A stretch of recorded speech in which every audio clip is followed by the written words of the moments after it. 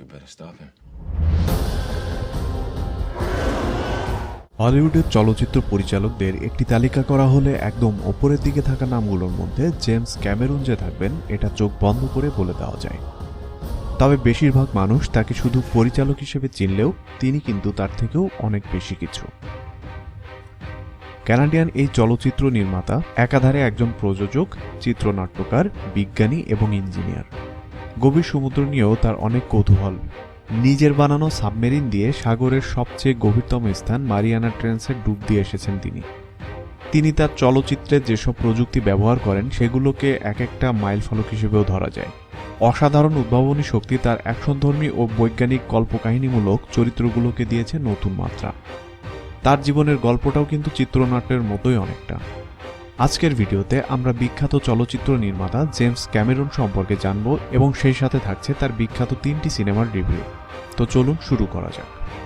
তার আগে আমাদের চ্যানেলটি সাবস্ক্রাইব করুন এবং পাশের বেল আইকনটি চাপুন নিয়মিত নতুন নতুন ভিডিওর আপডেট পেতে। জেমস ফ্রান্সিস ক্যামেরনের জন্ম 1954 সালে কানাডার অন্টারিওতে। তার মা ছিলেন একজন আর্টিস্ট এবং বাবা ছিলেন ইলেকট্রিক্যাল ইঞ্জিনিয়ার। তার পরিবার যখন 1971 সালে যুক্তরাষ্ট্রের ক্যালিফোর্নিয়াতে চলে আসে তখন তার বয়স 17 বছর। সেখানে তিনি ফুলারটন কলেজে ভর্তি হন পদার্থবিজ্ঞান পড়ার জন্য, কিন্তু বেশি দিন টিকতে পারলেন না তিনি। 1 বছর যেতে না যেতেই ড্রপ আউট হয়ে গেলেন কলেজ থেকে।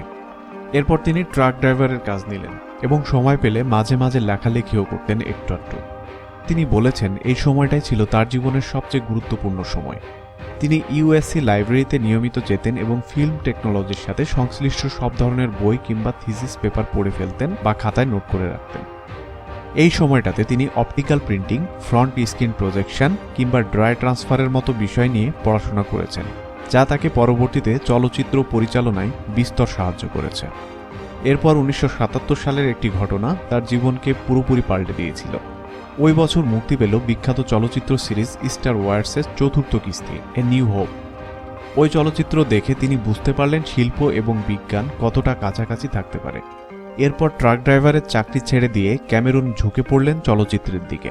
তিনি তার 2 বন্ধুকে নিয়ে জেনোজেনেসিস নামে একটি 10 মিনিটের বৈজ্ঞানিক কল্পকাহিনী স্ক্রিপ্ট লিখে ফেলেন, কিন্তু শ্যুট করার মতো যথেষ্ট টাকা তাদের হাতে ছিল না। শেষ পর্যন্ত বন্ধুবান্ধবদের নিয়ে চাঁদা তুলে 33 millimetre camera, lens, film stock এবং স্টুডিও ভাড়া করে ফেললেন। তারা ক্যামেরাটি পুরোটা খুলে এর বিভিন্ন অংশ পরীক্ষা করে দেখলেন, এটা বোঝার জন্য যে ফিল্ম ক্যামেরা কিভাবে কাজ করে। বলা যায় জেমস ক্যামেরন ছিলেন জেনোজেনেসিসের পরিচালক, লেখক, প্রযোজক এবং প্রোডাকশন ডিজাইনার। এরপর তিনি rock and roll high school নামে একটি চলচ্চিত্রে কাজ করেন প্রোডাকশন সহকারী হিসেবে, কিন্তু এই কাজের জন্য কোনো স্বীকৃতি পাননি তিনি। তারপরও থেমে না গিয়ে চলচ্চিত্র বানানোর কলাকৌশল নিয়ে পড়াশোনা চালিয়ে যেতে লাগলেন। রজার কোরম্যান স্টুডিওতে একটি ক্ষুদ্রাকৃতির মডেল বানানোর কাজ শুরু করেন ওই সময়টাতে। এরপর 1981 এবং 82 সালের এই 2 বছরে 4টি চলচ্চিত্রে আর্ট ডিজাইনার এবং প্রোডাকশন ডিজাইনার হিসেবে কাজ করেন। পিরানহা মুভির সিকুয়াল পিরানহা 2তে কাজ করার জন্য ইটালির রোমে যান ক্যামেরন। সেখানে ফুড পয়জনিংয়ের কারণে এক পর্যায়ে গুরুতর অসুস্থ হয়ে পড়েন তিনি। অসুস্থ অবস্থায় একদিন রাত্রে ভয়ানক দুঃস্বপ্ন দেখলেন ভবিষ্যৎ থেকে একটি রোবট পাঠানো হয়েছে তাকে খুন করার জন্য। এই স্বপ্ন থেকেই তিনি দ্য টার্মিনেটর চলচ্চিত্রের আইডিয়া পান। বলা যায় এখান থেকে তার উত্থান শুরু হয়। এখন পর্যন্ত জেমস ক্যামেরনের পরিচালিত চলচ্চিত্রের সংখ্যা 7টি। তো চলুন তার পরিচালিত কয়েকটি চলচ্চিত্র সম্পর্কে একটু জেনে নিই। The terminator. Cameron the terminator চলচ্চিত্রের জন্য চিত্রনাট্য লিখে সেটি বিক্রি করতে চেয়েছিলেন যাতে ছবিটি পরিচালনা করতে পারেন, কিন্তু কোনো প্রোডাকশন কোম্পানি তার মতো একজন অনভিজ্ঞ লোককে এরকম একটি চলচ্চিত্র পরিচালনা করার দায়িত্ব দিতে রাজি হচ্ছিল না। অবশেষে হেমডেল পিকচার্স নামে একটি কোম্পানি তাকে পরিচালকের দায়িত্ব দিতে রাজি হলো, কিন্তু এই চলচ্চিত্রটি বানানোর জন্য বাজেট ছিল খুবই সামান্য, মাত্র $6.5 মিলিয়ন। অবশ্য ক্যামেরন ততদিনে শিখে গেছেন কিভাবে কম বাজেটে দক্ষতার সাথে কাজ আদায় করে নিতে হয়। সিনেমাটিতে টার্মিনেটরের ভূমিকায় অভিনয় করেন আর্নল্ড শোয়ার্জনেগার। সিনেমাতে 2019 সাল থেকে তাকে অতীতে অর্থাৎ 1984 সালে পাঠানো হয়েছিল সারা কনর নামে একজনকে হত্যা করার জন্য। কারণ সারা কনরের ছেলে একদিন যন্ত্রশক্তিদের বিরুদ্ধে মানব সমাজকে মুক্ত করার ক্ষেত্রে অপরিহার্য ভূমিকা পালন করবে। সবাই ভেবেছিল এটিও হবে আর 8-10টা সাধারণ সায়েন্স ফিকশন মুভির মতো, যা হয়তো থিয়েটারে 1 সপ্তাহের বেশি টিকে থাকতে পারবে না। কিন্তু তাদের এই ধারণাকে ভুল প্রমাণ করে দিয়ে বক্স অফিসে হিট হয় টার্মিনেটর। দুর্দান্ত অ্যাকশন দৃশ্য আর দ্রুত গতিতে এগিয়ে যাওয়া কাহিনী দর্শকরা দারুণভাবে গ্রহণ করে। সেই সঙ্গে শোয়ার্জনেগারের অভিনয় ছিল আক্ষরিক অর্থে দেখার মতো। সারা বিশ্বে $78 মিলিয়ন বেশি আয় করে এই সিনেমাটি। টাইটানিক নিয়ে জেমস ক্যামেরনের ছোটবেলা থেকেই আগ্রহ ছিল। একটা সময়ে এসে সিদ্ধান্ত নিলেন টাইটানিকের ট্র্যাজেডির ওপর একটি চলচ্চিত্র নির্মাণ করবেন। শুরু করলেন স্ক্রিপ্ট লেখার কাজ। সিনেমাটি বানানোর আগে ক্যামেরন আটলান্টিকের তলদেশে সত্যিকারের টাইটানিকের ফুটেজ সংগ্রহ করেন, যা পরবর্তীতে মূল সিনেমায় যোগ করা হয়। টাইটানিক জাহাজে উচ্চবিত্ত সমাজের মেয়ে রোজের সাথে নিম্নবিত্ত সমাজের ছেলে জ্যাকের প্রেম এবং 1912 সালে টাইটানিকের পরিণতির পটভূমিতে নির্মিত এই চলচ্চিত্রের কাহিনীকে সাদামাটা বলা যায়। কিন্তু এই সিনেমার ভিজুয়াল ইফেক্ট অসাধারণ বললেও হয়তো কম বলা হবে। বিশেষ করে টাইটানিকের ডুবে যাওয়ার দৃশ্যটি অত্যন্ত দক্ষতার সাথে ফুটিয়ে তুলতে সক্ষম হয়েছিলেন ক্যামেরন। এজন্য তাকে স্কেল মডেলিং ও কম্পিউটার অ্যানিমেশনের সাহায্য নিতে হয়েছিল। চলচ্চিত্রটির প্রেমের গল্প আর প্রধান চরিত্রগুলো কাল্পনিক হলেও অনেকগুলো পার্শ্ব চরিত্র ঐতিহাসিক সত্যের ভিত্তিতে তৈরি করা হয়েছিল।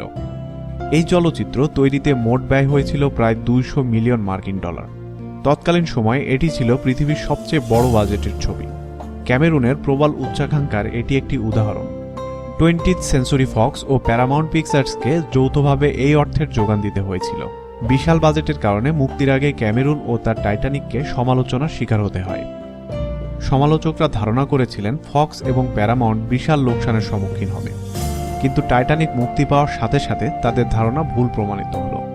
কয়েক মাসের জন্য এটি বক্স অফিসের তালিকায় ছিল 1 নম্বরে। পুরো বিশ্বজুড়ে টাইটানিক আয় করল মোট $1.8 বিলিয়ন, যা অতীতের সব রেকর্ড ভেঙে দিয়ে সিনেমাটিকে তখন পর্যন্ত সবচেয়ে বেশি উপার্জন করা সিনেমার তালিকায় স্থান দেয়। পরবর্তীতে অবশ্য জেমস ক্যামেরনেরই অ্যাভাটার সিনেমাটি টাইটানিকের আয়ের রেকর্ড ভেঙে দেয়। 14টির মধ্যে 11টি ক্যাটাগরিতে একাডেমি পুরস্কার বা অস্কার জিতে নেয় এই সিনেমাটি। জেমস ক্যামেরন পান সেরা পরিচালকের পুরস্কার।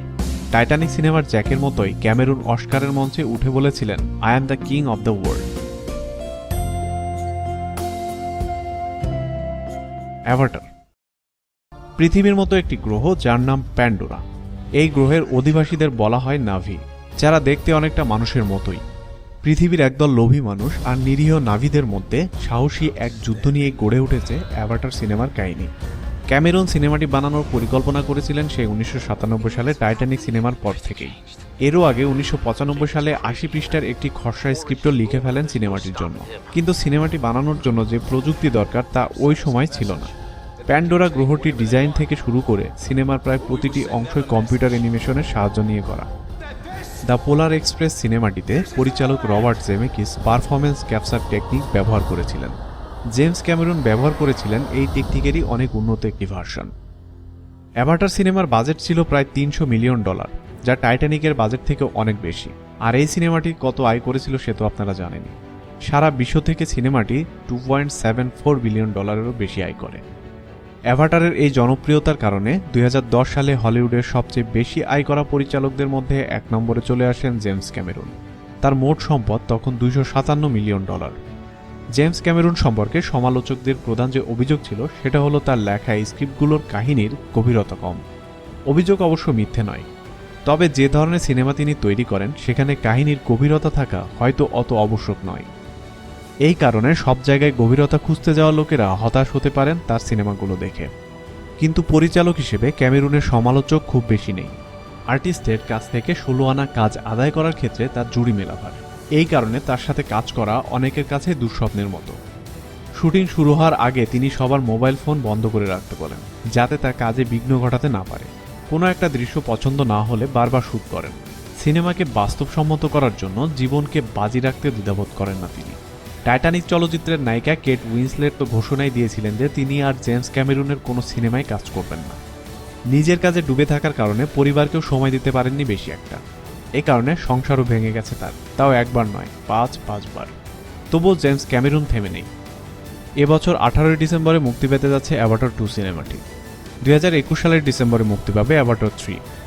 2024 সালের ডিসেম্বরে মুক্তি পেতে যাচ্ছে অ্যাভাটার 4 এবং 2025 সালের ডিসেম্বরে মুক্তি পাবে অ্যাভাটার 5। এরকম ঘোষণায় দিয়ে রেখেছেন ক্যামেরন। ৬২ বছর বয়সে যেভাবে এগিয়ে চলেছেন তিনি, তাতে মনে হচ্ছে এটা অসম্ভব কিছু নয়। হলিউডে আরও অনেকদিন চলবে জেমস ক্যামেরুনের রাজত্ব, এটা নির্দ্বিধায় বলে দেওয়া যায়। কেমন লাগলো আমাদের ভিডিওটি তা অবশ্যই কমেন্ট করে জানান। এরকম আরও ভিডিও দেখতে চাইলে আমাদের চ্যানেলটি সাবস্ক্রাইব করে রাখুন।